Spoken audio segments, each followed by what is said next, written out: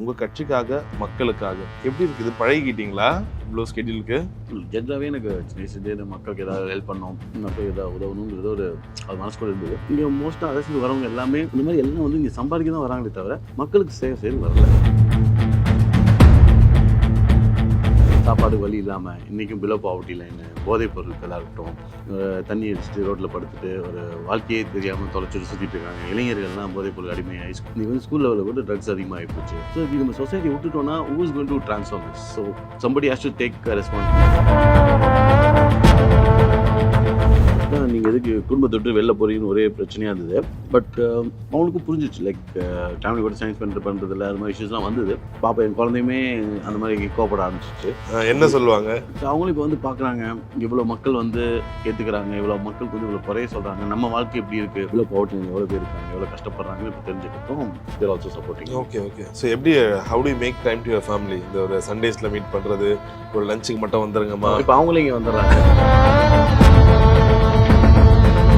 மக்களோட வாழ்க்கை மாறுது, நம்மளை we are able to bring a change in somebody's life. புதுச்சேரியும் குளோபலோட மாடல் சிட்டியை ஒன்று உருவாக்கணுங்கிறது தான் என்னோட விஷனே. யாரும் பண்ண முடியாது. நம்ம இது ஒரு வேர்ல்டுக்கே ஒரு எக்ஸாம்பிள் எடுத்துக்காட்டும். ஸோ வழக்கமாக இந்த மாதிரி அரசியல் வரவங்கலாம் ஜென்ரலாக கேட்கும்போது சொல்லுவாங்க, என்ன பணம் சம்பாதிக்க வந்துட்டீங்களா? நீங்கள் அதான் விஜயகாந்த் சொல்கிற மாதிரி அருணா கொடியை கூட ஒட்டு போய்க்க மாட்டேன், அதை கூட கழட்டிட்டு போனோம்னு சொல்லிடுவோம். நம்மளால முடிஞ்ச எவ்வளோ நல்ல விஷயங்கள் செய்யணும், செஞ்சுட்டு நம்ம அதை தான் நோக்கி போகணுமே தவிர திரும்பி இந்த நம்ம மெட்டீரியலிஸ்ட் லைஃப்பில் வாழ்ந்து திரும்பி சம்பாதிக்கணும், திரும்பி நம்ம இதே பண்ணணும், இந்த ஒரு ஜெயிலிருந்து வெளில வரணும். எக்ஸ்ட்ரீமிஸ்டாக போகக்கூடாது. லைஃப்பில் எந்த டிசிஷன்ஸுமே cannot be too extremist. ஒன்று லெஃப்ட் இல்லை ரைட்டுங்கிற மாதிரியே இருக்கக்கூடாது. நீங்கள் என்ன அப்போ? நான் அதை கேட்பாங்க எல்லாமே, நீங்கள் என்ன இந்த வலது சரியா இடது சரியா? நான் எப்பவுமே வளர்ச்சி சாதி தான் சொல்லுவேன். ஏன்னா இவருக்குன்னு ஒரு ஐடியாலஜி இல்லையா? இவர் என்ன ஃபாலோ பண்ண போறாருன்ற ஒரு கேள்வி வரும்போது, இப்போ ஐடியாலஜியோட வந்தாங்களே இவங்களாம் என்ன சாதிச்சிட்டாங்க? இவ்வளோ நாள் ஐடியாலஜியோட தான் வந்தாங்க, வாழ்ந்தாங்க. அந்த மக்களோட வாழ்வாதாரத்தை எந்த அளவுக்கு உயர்த்திருக்காங்க? இவங்க இப்படி இந்த மாதிரியே பேசி என்னத்தை சாதிச்சாங்க? இவங்க வாயில பேசி இவங்கெல்லாம் என்னன்னா இவங்க எல்லாம் பேசி எல்லாம் இந்த ஐடியாலஜி அதுன்னு சொல்லிட்டு கடைசியில் சம்பாதிக்க வழி பார்ப்பாங்க. நான் சொல்றேன், சம்பாதிக்கணுமா நீ போய் பிசினஸ் பண்ணி சம்பாதிங்க. நீங்க அரசியலை வந்து பிசினஸா யூஸ் பண்ணாதீங்க. பார்த்தீங்கன்னா இது one of the 6th richest CM in the country. அவ்வளோ பணக்காரர். ஆனால் வெளில பார்க்கும்போது பார்த்தா காமராஜர் மாதிரி ஒரு சீன் போட்டு சுற்றிட்டு இருப்பாங்க. அப்போ அவ்வளோ ரிசோர்ஸஸ் இருக்கு இங்கே புதுச்சேரி காரைக்காலில். ஆனால் மக்களுக்கு இல்லை. ஸோ இந்த ஒரு கோவம், அஜிடேஷன் இது எல்லாமே தான் இப்போ LJKவா மாறி. ஆமாம்.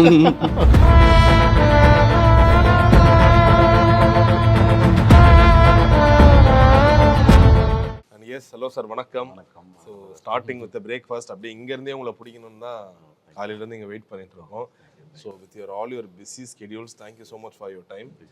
ஸோ பிகாஸ் நீங்கள் வந்து காலையில் உங்களுடைய அசிஸ்டன்ஸ் கிட்ட PA கிட்டலாம் பேசும்போது சாரோட ஸ்கெடியூல் என்ன, இன்னைக்கு நிறைய இடத்துக்கு போகிறாரா, நாங்கள் கொஞ்சம் நிறைய இன்டர்வியூலாம் எடுக்க வேண்டியது இருக்கும் போது அவங்க ஒரு ஸ்கெடியூல் காமிச்சாங்க. அதை பார்க்கும்போது எனக்கே பயமாக இருந்துச்சு. ஏன்னா கிட்டத்தட்ட காலையிலேருந்து ஒரு every 30 minutes we are having ஒரு ஸ்கெடியூல், நிறைய இடத்துக்கு போகிறீங்க, இதெல்லாம் பண்ணுறீங்க.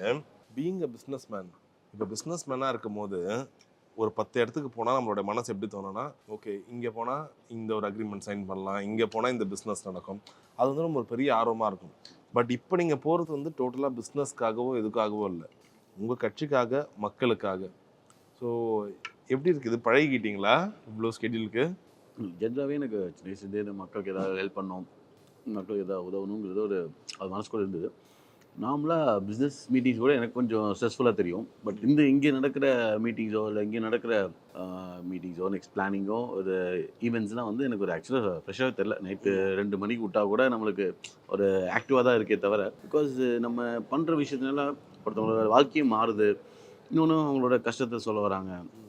இன்னொன்று ஜென்ரலாக எனக்கு வந்து இந்த தமிழ் ஹிஸ்ட்ரி, நம்மளோட தமிழ் மட்டும் இல்லை ஓவரால் குளோபல் ஹிஸ்ட்ரியே எனக்கு படிக்கணும் ரொம்ப ஆர்வம். அப்போ வந்து நம்ம தமிழ் கிங்டம்ஸு, நம்மளோட ராஜாக்கள், நம்மளோட எப்படி நம்ம இந்த நாடு உருவாச்சு, எப்படி நம்ம மன்னர்கள்லாம் நம்ம நாட்டை காப்பாற்றினாங்க, எப்படி வளர்ச்சியை டெவலப் பண்ணாங்க, எப்படி ஓவரால் ஹாலிஸ்டிக்காக என்னெல்லாம் பண்ணியிருக்காங்க படிக்கும்போது தான் நம்ம there's so many things that they have done ஒரு குளோபலாக நம்ம வியக்கத்தக்கிற அளவுக்கு நம்ம பண்ணிட்டோம். இன்றைக்கி பார்த்தீங்கன்னா இன்றைக்கி வந்து மக்களுக்கு அவ்வளோ ஃப்ரீடம் இருந்தது. அன்றைக்கி ஓட்டிங் ரைட்ஸ்லாம் இருந்திருக்கு சோழர் டைமில், பாண்டியன் டைம்லலாம். ஸோ அன்றைக்கே எல்லா டெவலப்மெண்ட் இருந்திருக்கு.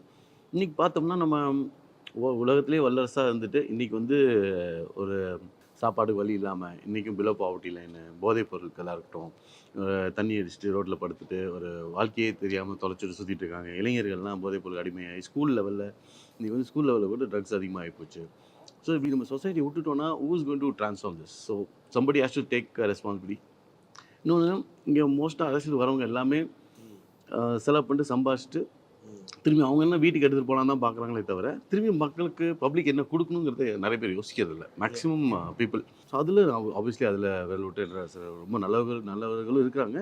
பட் ஓவராலாக பார்த்தீங்கன்னா இங்கே வந்தால் எப்படி ஒரு ப்ராஜெக்ட் எடுக்கலாம், ஜெயிச்சக்கப்புறம் எப்படி ஒரு ப்ராஜெக்ட் எடுத்து அதை எப்படி நம்ம கமிஷன் அடிக்கலாம் தான் நோக்கமாக போகுது. அதுக்கு தான் இங்கே மெயின் இந்த மெடிக்கல் இஷ்யூவே பார்த்தீங்கன்னா, மெடிக்கல் அந்த ஃபேக் மெடிசன்ஸ் இஷ்யூவே அது ஒரு மேஜர் இஷ்யூ. அந்த மாதிரி எல்லாம் வந்து இங்கே சம்பாதிக்க தான் வராங்களே தவிர மக்களுக்கு சேவை செய்து வரல. ஸோ அந்த ஒரு பாயிண்ட் தான் எனக்கு நம்ம மக்களுக்காக நம்ம பேக்ரவுண்ட் தெரியும், நம்ம சம்பாதிச்சிருக்கோம், நம்ம இதுக்கப்புறம் டைமில் வந்து we have to again do back to the societyங்கிறது தான்.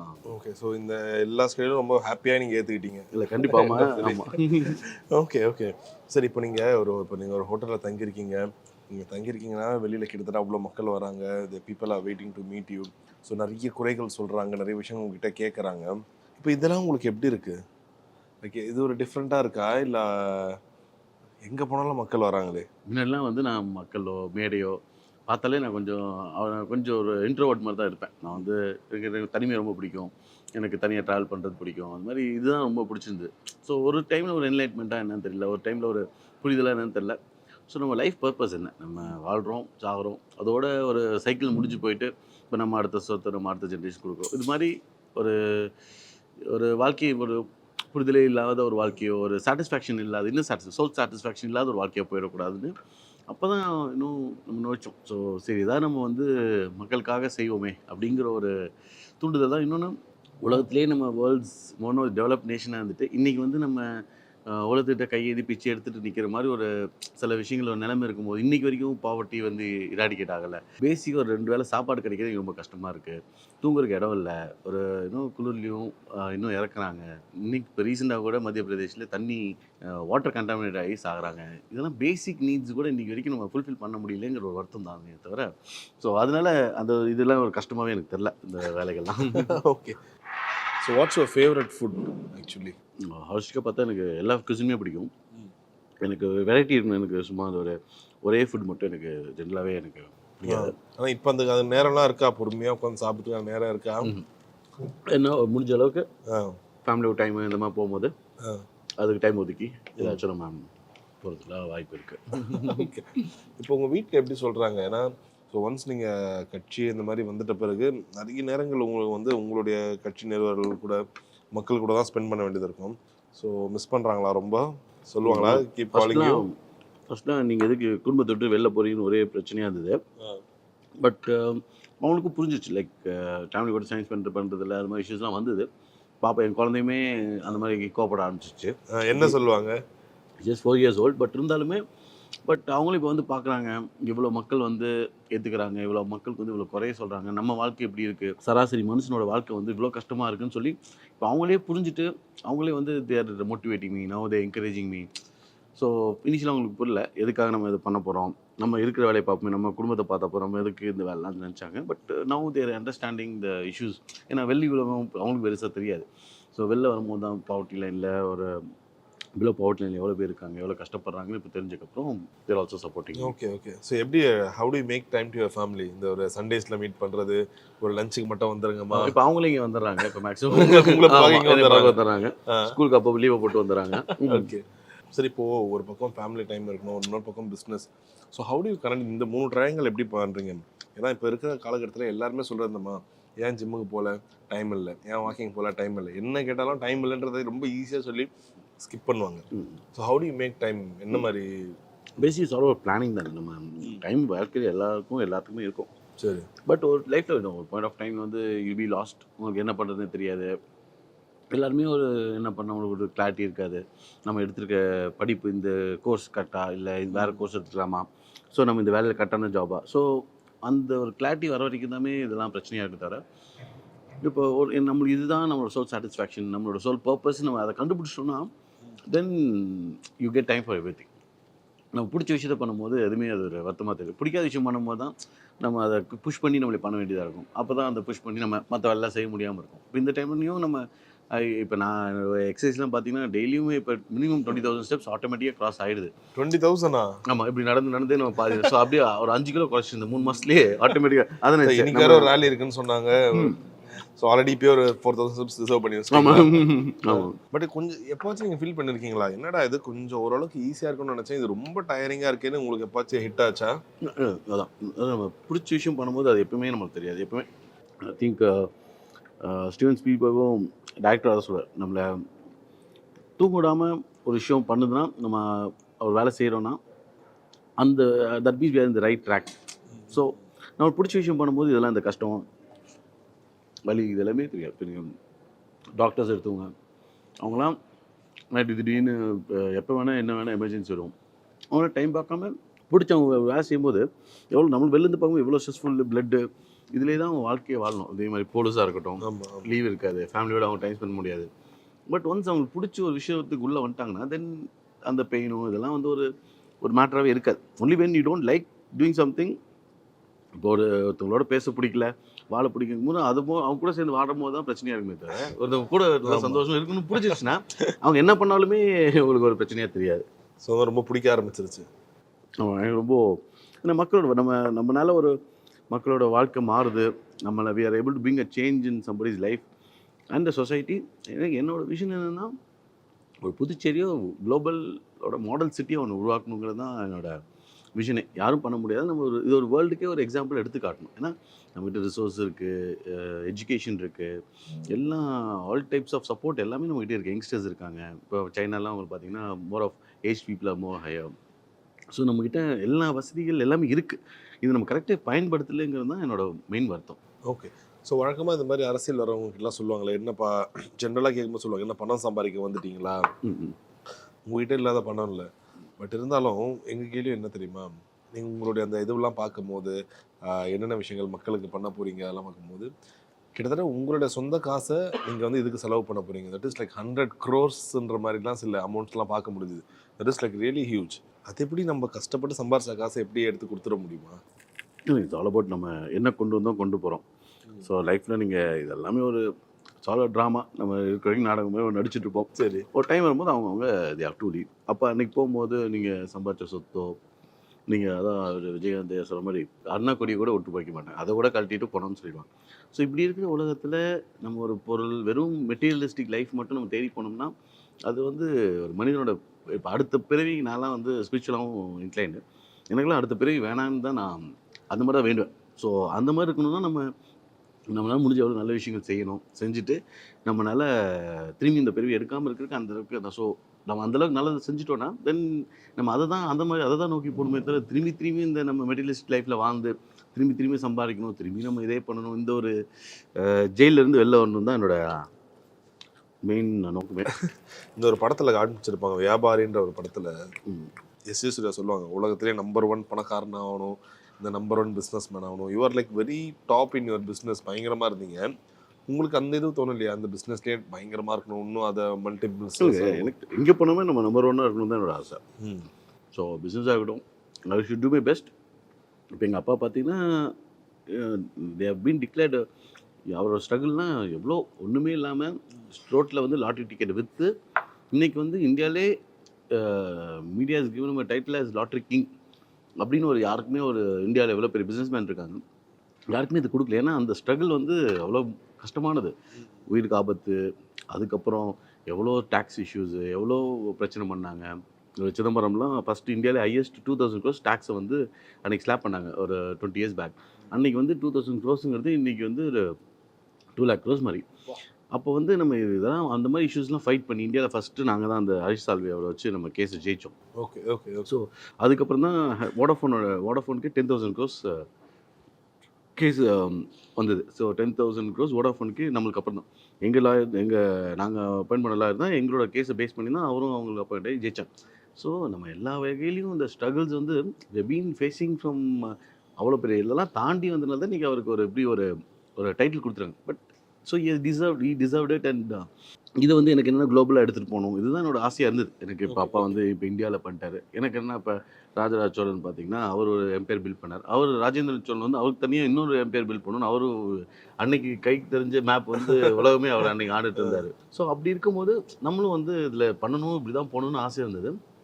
ஸோ சம்வேர் மக்களும் இதுவும் எனக்கு என்ன திரும்பியும் நம்ம இதே ஒரு சைக்கிளுக்குள்ளேயே நம்ம போய் இதே பிஸ்னஸ் இதே கூட தான் நம்ம இது போய் மாட்ட போகிறோம். ஒரு லிமிட்டுக்கு மேலே என்ன இப்போ எங்கள் அப்பா வச்சுருக்கேன் சொத்தே ஃபார் எக்ஸாம்பிள், அதெல்லாம் நான் ஒரு 50% நானே பார்த்துருப்பேன். மற்றது எங்கே இருக்குன்னு நம்மளுக்கு தெரியாது. ஸோ அதுக்கு மீன் நீங்கள் ஒரு 100 கோடிக்கு மேலேயோ இல்லை 10 கோடிக்கு மேலே அதுக்கு மேலே என்ன லைஃப் எல்லாமே பேங்க்கில் தான் இருக்கும் போது யாரோ ஒருத்தவங்க ஆப்ரேட் பண்ண போகிறாங்க, நம்ம கையிலேயே அது இருக்காது. ஸோ அப்படி இருக்கும்போது இட்ஸ் ஆல் அபவுட் நம்ம இருந்தால் திருப்பி நம்ம என்ன சொசைட்டி பண்ணோங்கிறது. நீங்கள் என்ன சார் சொல்ல விரும்புறீங்கன்னா, end of the day everyone is running for money, பணத்துக்காக தான் ஓடுறாங்க எல்லாம் சொல்லும் போது, பணம் இருந்தால் எல்லா சந்தோஷமாக வந்துருமா? பிகாஸ் நீங்கள் அதை 2 இதுவும் பார்த்துருப்பீங்க. அப்பாவோட ரொம்ப அந்த ஸ்மால் சைடையும் பார்த்துருப்பீங்க, ஒரு மல்டி மில்லியனரோ பில்லியனரும் பார்த்துருப்பீங்க. ஸோ நீங்கள் எப்படி சொல்கிறீங்க, பணம் எல்லா சந்தோஷத்தையும் கொடுத்துருமா? பணம் எல்லாமே எல்லா சந்தோஷம் கொடுக்காது. பட் அட் சேம் டைம் பணம் இல்லாமல் நம்ம வாழ முடியாது. ஸோ இந்த பேலன்ஸ் தான் கற்றுக்கணும். எல்லாமே லைஃப்பில் வந்து இட்ஸ் ஆல் அபவுட் பேலன்ஸ். ஒன்றும் இல்லை ஒன்றும் இல்லாமையும் நம்ம வந்து துறவியாக ரோட்டில் போய் நம்ம பிச்சை எடுத்துகிட்டு இருக்க முடியாது. அதுக்காக நம்ம வந்து க்ரீடியாக இருக்கிறது எல்லா வளத்தையும் அழிச்சிட்டு நம்ம இன்னொருத்த வாய் அடிச்சுட்டு நம்ம இதுவும் பண்ணக்கூடாது. ஸோ எல்லாத்துலேயும் ப்ரோஸ் அண்ட் கான்ஸ் இருக்கும். நம்ம அதை பேலன்ஸ் பண்ணி தான் ஒரு டிசிஷன் எடுக்கணுமே தவிர இட் cannot be லைக் ஒரு எக்ஸ்ட்ரீம் 2 எக்ஸ்ட்ரீமிஸ்ட்டாக போகக்கூடாது. லைஃப்பில் எந்த டிசிஷன்ஸுமே cannot be 2 எக்ஸ்ட்ரீமிஸ்ட். ஒன்று லெஃப்ட்டு இல்லை ரைட்டுங்கிற மாதிரி இருக்கக்கூடாது. நீங்கள் என்னது அப்போ? அதை நான் அதை கேட்பாங்க எல்லாமே, நீங்கள் என்ன இந்த வலது சரி இடது சரி, நான் எப்பவுமே வளர்ச்சி சாதி தான் சொல்லுவேன். ஏன்னா நம்ம க்ரோத் தான் பார்க்கணும். நம்ம ஒரு எக்கானமி இப்போ நம்ம என்வரன்மெண்ட்டுக்கு என்ன கான்ட்ரிபியூட் பண்ண போகிறோம், எவ்வளோ பிளாஸ்டிக்ஸ்னால இப்போ micro plastics. But sorry to interview, இப்போ நிறைய பேர் என்ன கேட்டுருவாங்க, அப்போ இவருக்குன்னு ஒரு ஐடியாலஜி இல்லையா, இவர் என்ன ஃபாலோ பண்ண போறாருன்ற ஒரு கேள்வி வரும்போது வாட்ஸ் யுவர் ஆன்சர்? இப்போ என்ன பாயிண்ட் என்ன, இப்போ ஐடியாலஜியோட வந்தாங்களே இவங்களாம் என்ன சாதிச்சிட்டாங்க? இப்போ நாள் ஐடியாலஜியோட தான் வந்தாங்க, வாழ்ந்தாங்க. அந்த மக்களோட வாழ்வாதாரத்தை என்ன எந்த அளவுக்கு உயர்த்திருக்காங்க? இதே நமக்கு கிடைச்ச இண்டிபெண்டன்ஸ் தான் டைமில் தான் நிறைய கண்ட்ரிஸ் கிடச்சிது. சிங்கப்பூர் இவங்கலாம் அவங்களாம் எங்கேயோ டெவலப்ட் ஆகிட்டு எங்கேயோ போயிட்டாங்க. இவங்க இப்படி இந்த மாதிரியே பேசி என்னத்தை சாதிச்சாங்க? இவங்க வாயில் பேசி இவங்கெல்லாம் என்னென்னா இவங்க எல்லாம் பேசி எல்லாம் இந்த ஐடியாலஜி அதுன்னு சொல்லிட்டு கடைசியில் சம்பாதிக்க வெளியே பார்ப்பாங்க. என்ன சொல்கிறேன், சம்பாதிக்கணுமா நீ போய் பிஸ்னஸ் பண்ணி சம்பாதிங்க. நீங்கள் அரசியலை வந்து பிஸ்னஸாக யூஸ் பண்ணாதீங்கிறது தான் என்னோட பாயிண்ட். இன்றைக்கி இருக்க எல்லா முக்கியமான சிஎம்ஸ் எல்லாமே பார்த்தீங்கன்னா எல்லாம் இப்போ இங்கே பாண்டிச்சேரி சிஎம்மே பார்த்தீங்கன்னா is one of the sixth richest CM in the country. அவ்வளோ பணக்காரர். ஆனால் வெளில பார்க்கும்போது பார்த்தா காமராஜர் மாதிரி ஒரு சீன் போட்டு சுற்றிட்டு இருப்பாங்க. ஓகே, அப்படியா? இந்த country 6th richest CM. Okay, ஆனால் இது எவ்வளோ பேருக்கு வெளில தெரியும்? அப்போ அவ்வளோ ரிசோர்ஸஸ் இருக்குது இங்கே புதுச்சேரி காரைக்காலில். ஆனால் மக்களுக்கு இல்லை. உங்களுக்கு எப்போ இது ஹிட் ஆச்சு? ஆக்சுவலாக நான் 2014 நான் வந்து பாலிடிக்ஸ் வரணும் மக்களுக்கு. இந்த ஃப்ளட்டு வந்து சென்னையில் வந்து பெரிய ஒரு ஃப்ளட் வந்தது. அந்த ஃப்ளட் டைமில் தான் உண்மையாகவே எவ்வளோ பேர் வசதியாக இருந்த வீடு இது அவ்வளோ பெரிய ராணி மயமை அவரோட அந்த ராஜாலாம் அவர் இறந்தது கூட வெளில மனிதனுக்கு தெரில. அந்த ஃப்ளட்டு வந்த டைமில் ஸோ ஒரு பன்னி வந்து நாய்க்கு வந்து பால் கொடுக்குது. ஸோ லைஃபே வந்து எல்லாத்தையும் பரட்டி போட்டுச்சு. ஒரு குழந்தைக்கு பால் இல்லை, ஒரு வாழ்வாதாரமே அப்படியே ஒரு அப்சைட் டவுன் டேர்ன் பண்ணும்போது தான் இதெல்லாம் இருந்து என்ன பிரயோஜனம்? வீடு இருந்தும் வீட்டில் போட் லெவலே தண்ணி வந்துருச்சு, கார் வந்து எல்லாமே தண்ணியில் அடிச்சுட்டு போயிடுச்சு. ஸோ இதெல்லாமே இருந்தும் தென் ஆனால் இல்லாதப்பட்டவங்க சந்தோஷமாக இருந்தாங்க. அது உங்களுக்கு ஒரு ரியலைசேஷன் பாயிண்டாக இருந்துச்சோ அந்த டைம்? ஆமாம், அதுதான் one of the major point. From there that is when அப்போ தான் நான் பிஜேபியிலலாம் ஜாயின் பண்ணி நான் பிஎம் மேலே எனக்கு ஒரு எப்பயுமே ஒரு பர்சனல் இன்ட்ரெஸ்ட் இருந்தது. ஏன்னா ஒரு நேஷ்னலிஸ்ட்டு அவருக்குன்னு இல்லாமல் ஒரு நாட்டுக்காக பண்ணணுங்கிற ஒரு நோக்கம் இருந்தது. ஏன்னா அவர் ஃபேமிலி இல்லாமல் இன்னொன்று அவர் எந்த ஒரு கரப்ஷன்லேயும் அவர் நீங்கள் வந்து இவர் இந்த கரப்ஷன் எதுவுமே சொல்லவே முடியாது, அவ்வளோ க்ளீனாக இருப்பார்.